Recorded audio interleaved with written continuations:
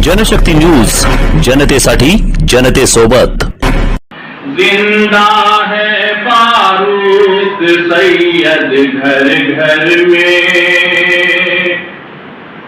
जिंदा है फारूक सैयद घर घर में, जिंदा है फारूक सैयद घर घर में। उर्दू की पहचान है यारो गुल बूटे, उर्दू की पहचान है यारो गुल बूटे। फिर देखिए, इल्म अदब इखलाक के इसमें मोती है, इल्म अदब इखलाक के इसमें मोती है।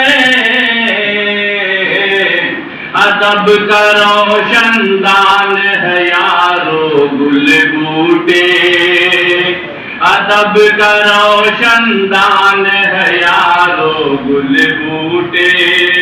उर्दू साहित्य विश्वात आपल्या लेखणीच्या सामर्थ्याने स्वतंत्र ओळख निर्माण करणारे गुलबुटे उर्दू मासिकाचे संस्थापक संपादक, उर्दू मेला साप्ताहिकाचे संपादक, ज्येष्ठ उर्दू साहित्यिक आणि सोलापूरचे सुपुत्र फारूक सय्यद यांच्या निधनानंतर सोलापूरमध्ये हळहळ व्यक्त होत आहे। मुंबई येथे दीर्घ आजाराने त्यांचे नुकतेच निधन झाले। त्यांच्या स्मृतींना अभिवादन करण्यासाठी रविवारी दिनांक 24 मे रोजी सोलापुरातील बजमे गालिब तर्फे भावपूर्ण शोकसभेचे आयोजन करण्यात आले। साहित्य, पत्रकारिता आणि उर्दू भाषेवर प्रेम करणाऱ्या रसिकांनी या सभेला उपस्थित राहून आपल्या भावना व्यक्त केल्या। या शोकसभेच्या अध्यक्षस्थानी ज्येष्ठ उर्दू साहित्यिक बशीर परवाज होते। मंचावर शायर डॉक्टर आसिफ इक्बाल, MA पानगल उर्दू हायस्कूलचे मुख्याध्यापक हारून रशीद बागबान यांच्यासह इतर मान्यवर उपस्थित होते। सभेत बोलताना अनेक वक्त्यांनी फारूक सय्यद यांच्या व्यक्तिमत्वातील साधेपणा, शालीनता, शिक्षकांविषयी असलेला आदरभाव, उर्दू भाषेवरील नितांत प्रेम आणि साहित्य सेवेतील त्यांचे योगदान अधोरेखित केले। उर्दू भाषेला जागतिक स्तरावर गौरव मिळवून देण्यात फारूक सय्यद यांचे मोठे योगदान आहे। उर्दू साहित्याच्या माध्यमातून त्यांनी Iran, Qatar, Libya, Nepal, Dubai, Pakistan आणि तसेच सौदी अरेबियासारख्या देशांना अनेक वेळा भेटी दिल्या। सोलापूरचे नाव देशभरातच नव्हे तर साहित्य विश्वातही उज्ज्वल केले, अशा भावना त्यांच्या चाहत्यांनी व्यक्त केल्या। उर्दू मेला आणि गुलबुटे या त्यांच्या साहित्यिक वारशातून त्यांची स्मृती सदैव जागी राहील असेही अनेकांनी नमूद केले। मात्र उर्दू नाट्यकलाकार वजाहत अब्दुल सत्तार यांनी आपल्या मनोगतात एक वेगळीच खंत व्यक्त केली। फारूक सय्यद यांच्या जाण्याने मला अतीव दुःख झाले आहे, पण ते शब्दात व्यक्त करणार नाही। त्यांच्या आठवणी मी हृदयात जपून ठेवणार आहे। माणूस गेल्यानंतर त्याचे गोडवे गायले जातात, पण जिवंतपणी सोलापूरकरांनी त्यांना काय दिलं, असा मार्मिक सवाल त्यांनी उपस्थित केला। त्यांच्या या वक्तव्याने सभागृह काही क्षण स्तब्ध झाले होते। फारूक सय्यद साहब, जिन्होंने सोलापुर को अपना सब कुछ दिया, उर्दू मेला पूरे हिंदुस्तान को सोलापुर की शनाख्त बनी फारूक सय्यद ने दिया, गुलबुटे दिया, उर्दू मेला अखबार दिया। सोलापुर ने फारूक सय्यद को क्या दिया? बीपी, शुगर और नाकदरी, इसके सिवा सोलापुर वालों ने फारूक सय्यद को कुछ भी नहीं दिया। फारूक सय्यद को जब भी मैंने देखा है, यहाँ से इस रो में बैठे हुए देखा है, आज सामने जैसे ही मैंने एंट्री की, सामने फारूक सय्यद की फोटो लगी हुई देखी तो मैं इसमें कोई मुनाफिकत नहीं, एक्चुअली मुझे एक झटका लगा। मेरे दोस्त ने आते ही मुझसे कहा कि भाई तुम ताज़ियती नशिस्त में आओ, कैसा तुम्हारा ताज़ियती नशिस्त में आने के लिए तुमको कुर्ता पैजामा पहनना चाहिए। मैंने छोड़ो यार, मुनाफिकत है ये, मैं जैसा हूँ वैसा हूँ, जज्बात मेरे दिल में है, मुझे कुर्ता पैजामा पहन के वो दिखाने की जरूरत नहीं है। जो इंसान जैसा है वैसी बात करे, वैसा रहे, बस इसके अलावा कुछ नहीं। फारूक सय्यद को मुझे बताइए हम लोगों ने क्या दिया है। अभी हमारे सिराज मोहम्मद सर भी कह रहे थे कि उनका हाथ बनता है यहाँ पर एक तस्वीर लगाई जाए, और सबसे पहले शाहबुद्दीन चितापुरे सर ने, मैं मुत्तफिक हूँ चितापुरे सर की, 23 लोग हैं हम लोग। शहर सोलापुर अदबी बेहिसी के ताल्लुक से मशहूर होता जा रहा है। 23 लोग हैं, 10-10, 20-20, 50-50 स्टेटस लगाए फारूक सय्यद के मरने के बाद लोगों ने अपने मोबाइल पे। एक आदमी उनकी तदफीन में सोलापुर से नहीं गया, एक आदमी। जिनको हाथ पकड़ के फारूक सैयद ने उठाया है, बड़ी बड़ी जगहों पर खड़े किया है, एक आदमी उनकी तस्वीर में नहीं जा पाया। एक फोन आया सिर्फ मुझे अशफाक जैद साहब का, यार हम जा सकते थे, एक ट्रेन हमको मिल सकती थी, कोशिश करते तो जा सकते, जो भी वसाइल रहे हों, लेकिन हम लोग नहीं जा पाए। ये अदबी बेहिसी है। हमारे पास रोज चाय को खर्च करने के लिए 100 रुपए हैं, गुटखा मावा तंबाकू पर खर्च करने के लिए 100 रुपए हैं। फारूक सैयद का 3 रुपए का, हफ्ते में 3 रुपए का अखबार निकलता था। 10 लाख लोग शोलापुर में उर्दू पढ़ने वाले हैं, हमारे पास उर्दू का अखबार खरीदने के लिए पैसे नहीं है। ये हमारी बेइज्जती है। और हम बातें करते हैं फारूक सैयद साहब ऐसे, फारूक सैयद साहब ऐसे, फारूक सैयद ये। अरे फारूक सैयद के नाम पर हम सिर्फ अपनी मकबूलियत को कैश कर रहे हैं, उसके अलावा कुछ भी नहीं कर रहे हैं। फारुख सय्यद यांचे भाचे आणि शायर डॉक्टर आसिफ इक्बाल यांनी आपल्या मनोगतात त्यांच्या जीवन प्रवासावर प्रकाश टाकला. ते पुढे म्हणाले की डॉक्टर गौस अहमद शेख यांच्या प्रयत्नाने दिवंगत फारुख सय्यद यांच्या साहित्यिक कार्यावर सोलापूर विद्यापीठात संशोधन आणि PhD पदवी प्रदान करण्यात आली आहे. उमरा यात्रेपासून ते आजारपणातील कठीण दिवसांपर्यंतच्या अनेक आठवणी त्यांनी सांगितल्या. उर्दू साहित्यावरील त्यांचे प्रेम, माणसांशी असलेला जिव्हाळा आणि संघर्षमय आयुष्य उलगडताना डॉक्टर आसिफ इक्बाल भावुक झाले. वो ऐसी तबीयत के बावजूद भी तवाफ करते रहे और तिलावत करते रहे। मुस्तकिल होटल में भी आएंगे तो इफ्तार में आएंगे, फिर चले जाएंगे तो शहर में आएंगे, फिर शहर में जाएंगे तो इफ्तार में आएंगे। ऐसा उनका 10 दिन का मामूल रहा। और जब वहाँ चांदरात थी, बिल्कुल मताफ में हरम शरीफ के पास उन्होंने इफ्तार की। इफ्तार के बाद नमाज के लिए भी खड़े रहे और जब सजदे में चले गए तो वहां पर उनकी जुबान भी बंद हो गई और वहीं पर उनको स्ट्रोक आया। उसके बाद उन्होंने कोई दुनियावी बात नहीं की, कोई दुनियावी मामला उनके जुबान पर नहीं आए और अल्लाह ने उनको बुला दिया। एक ऐसी शख्सियत जिसकी तलाफी हमारे खाना के लिए तो मुमकिन नहीं है। उनकी कोई प्रॉपर्टी नहीं, कोई बैंक बैलेंस नहीं, कोई गाड़ी, कोई घोड़ा, कुछ नहीं। हमारे नाना जॉबर थे, हमारे करीम पटेल साहब है जो बचपन से फारूक मामू के साथ रहे।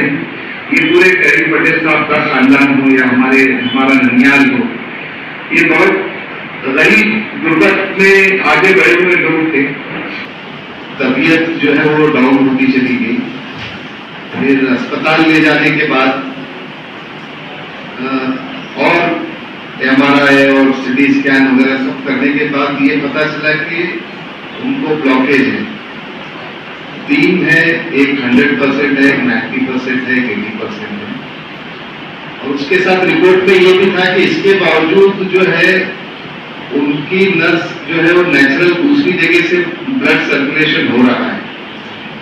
ऑपरेशन करना जरूरी भी है, नहीं भी करेंगे तो चलेगा, लेकिन बेहतर यह है कि ऑपरेशन करना चाहिए। अब सब लोग इस कश्मकश में थे कि दिमाग का ऑपरेशन किया जाए या दिल का ऑपरेशन किया जाए। फिर तय ये पाया कि दिल का ऑपरेशन किया जाए। तो जब दिल का ऑपरेशन था उसके एक दिन पहले मैं और वो अस्पताल में अकेले ही थे। बहुत देर तक उन्होंने बातें की, शोलापुर के ताल्लुक से बातें की, वो यूनिवर्सिटी के प्रोजेक्ट के ताल्लुक से, मतलब बड़ी मुश्किल से बोल पा रहे थे वो, लेकिन खुश थे। उनकी जो पेट पर की एक तस्वीर बहुत चल रही है वो मैंने ही निकाल कर, खान नगर साहब ने कहा था कि भाई फारूक की मुझे भी तस्वीर भेजो फारूक। तो बहुत अच्छा, बहुत हिम्मत थी। बहुत सारे लोग उस वक्त आए थे बम्बई के। तकरीबन रात में 12 बजे तक बहुत से लोग थे जो हंसी मजाक कर रहे थे। जिनका बाईपास हुआ वो लोग भी वहां पर उनके ताल्लुकात में आए थे कि 4-5 दिन में आपको छुट्टी हो जाएगी। दूसरे दिन 11 बजे का टाइम था ऑपरेशन का, फिर 2 बजे हो गया, फिर 4 बजे हो गया। तकरीबन 5:30 बजे उन्हें ऑपरेशन के लिए लिया गया। वो अक्सर साजिद रशीद साहब का जिक्र करते कि साजिद रशीद साहब को हमने चलते हुए छोड़ा था और बाहर लाश आ गई थी, अक्सर वो बोलते थे। तो सभी से दुआ की दरखास्त कर रहे थे।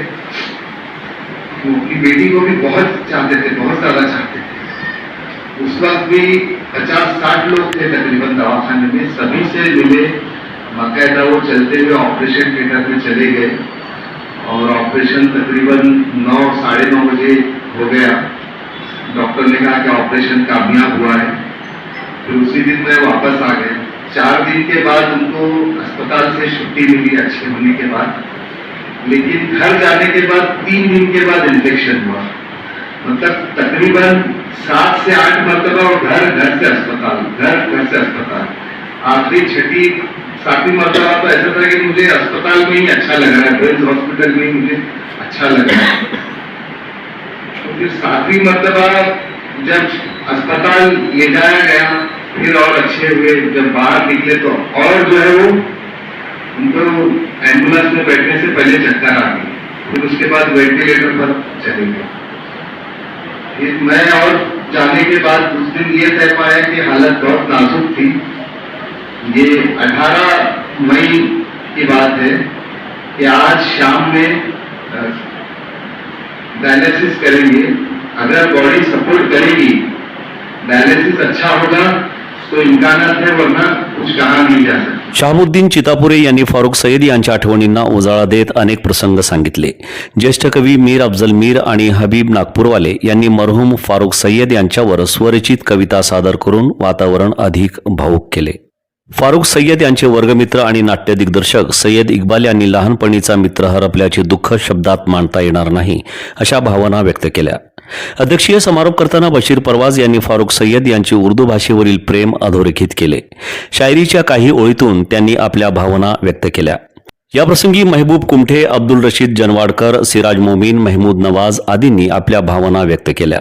प्रारंभी हारून रशीद बागबान यांनी प्रास्ताविकातून फारुख सय्यद यांच्या साहित्यिक कार्याचा आढावा घेत शोकसभेची भूमिका स्पष्ट केली। या कार्यक्रमाला इतिहासकार सरफराज अहमद, शफी कॅप्टन सर, मुबीन बिजापुरे, राजा राजेशचंद्र, साहिर नदाफ, इक्बाल बागबान, डोणगावकर सर यांच्यासह फारुख सय्यद यांचा मित्रपरिवार आणि उर्दू प्रेमी मोठ्या संख्येने उपस्थित होते।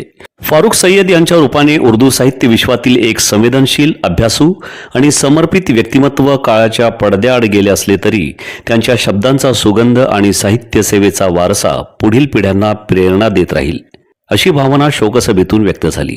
कार्यक्रमाचं सूत्रसंचालन नासिर आळंदकर यांनी केलं।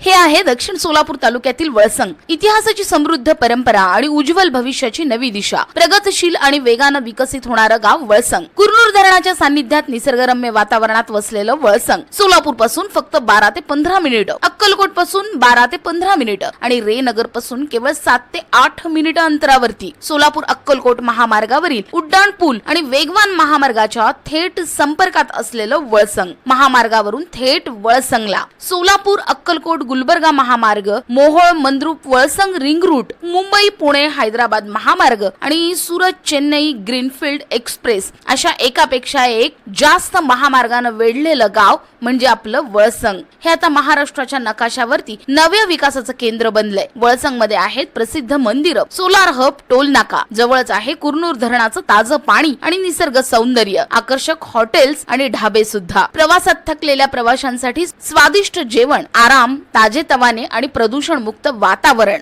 वळसंग हे केवळ गाव नाही, एक उत्कृष्ट थांबा आहे, एक संधी आहे, एक भविष्य आहे।